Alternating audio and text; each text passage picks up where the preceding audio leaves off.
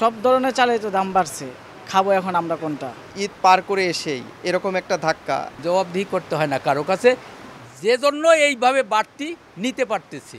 ক্রেতাদের এমন আক্ষেপের কারণ ভরা মৌসুমে খুচরা বাজারে হঠাৎ করে বাড়তি দামে কিনতে হচ্ছে চাল।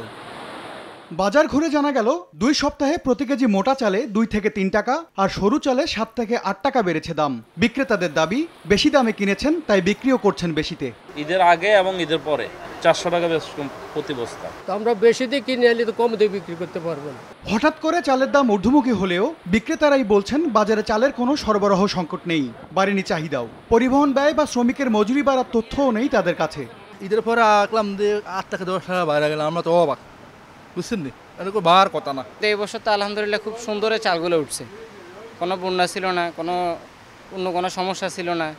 তো ওই দিক থেকে এখন বাড়ার কারণ কি? ঠিক কত টাকা খরচ বেড়েছে সেই তথ্য বিক্রেতারা জানাতে না পারলেও কেজিতে 8 টাকা পর্যন্ত বেশি দামে কেন চাল কিনতে হচ্ছে ভোক্তাকে, এমন প্রশ্নের উত্তরে মিল মালিকদের দাবি হঠাৎ করে ধানের দাম বৃদ্ধির মাসুল গুনতে হচ্ছে চালের বাজারের ভোক্তাদের।